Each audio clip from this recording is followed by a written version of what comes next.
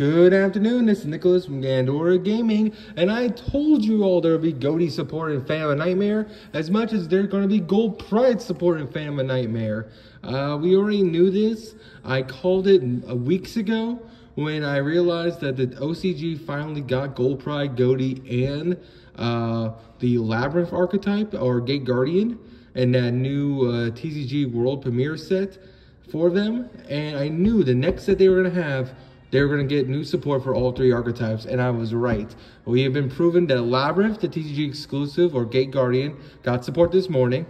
We just got the Ghoti reveals, which I can't wait to go over right now. That means tomorrow, most likely, is the Gold Pride reveals, which is super exciting, and I can't wait, because both archetypes I love dearly a lot, and I want to see these archetypes do really well. So let's hope these last two cards for the Ghoti will push it into at least meta contention, if not at least playable. So let's let you read what these two cards do and what their ultimately purpose is. So the two main deck monsters, which is super exciting. It looks like they're based on the graveyard Ghoti, or like fish that are like in the deep beyond, which I guess they are all deep beyond, but like skeleton fish, which is really cool. So we have Haze of the Ghoti, a level 2 water fish, non-tuner, by the way. Hey, this is our first like low-level non-tuner fish guy.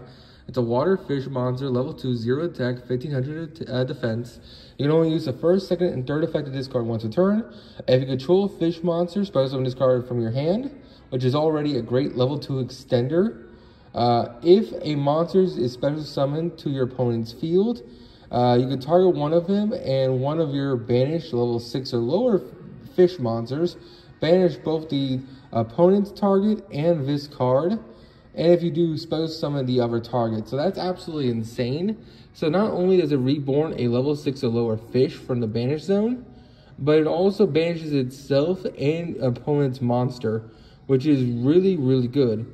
If monsters is special summoned to your opponent's field. So this is during your opponent's turn. Your opponent ain't going to be special summoning on your turn unless it's like my Gold Pride deck.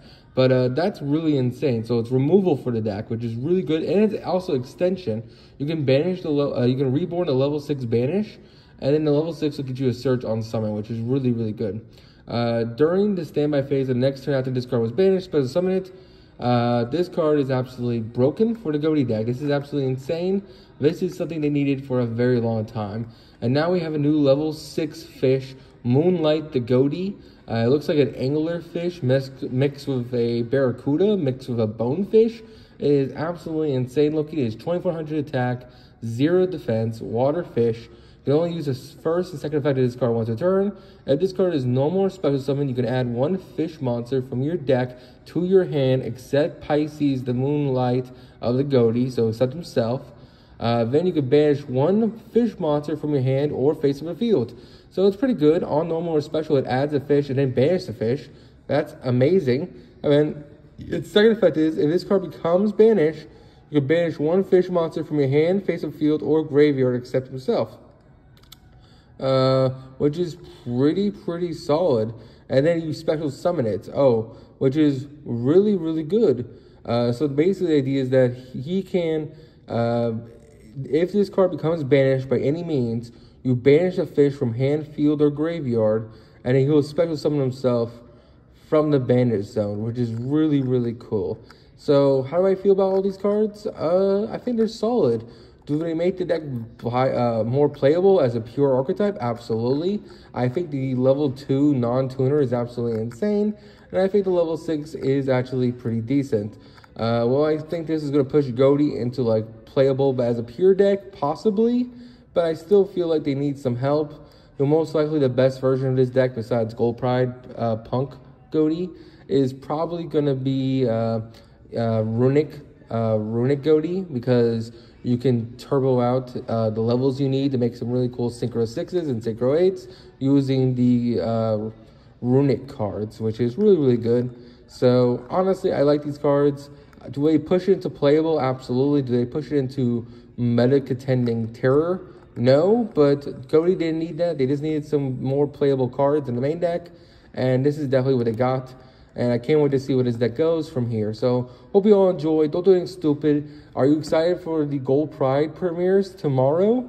because you know that's what's going to happen. We're getting the gold prides tomorrow, which I'm super excited about. Oh my god, because if Ghoti is getting the third wave, that means gold pride is for sure getting the third wave. It's guaranteed now. Phantom of Nightmare is an insane set. Not only are we getting the Goblin Riders, we're getting Ghoti support, we're getting Gate Guardian support, we're getting the new Ubella cards, we're getting the second wave of the lore for the new lore for the Bellstar and Snake Eyes, and of course we have Goblin Riders. I'm super excited for this set, more than I ever have been for other sets, at least so far this year.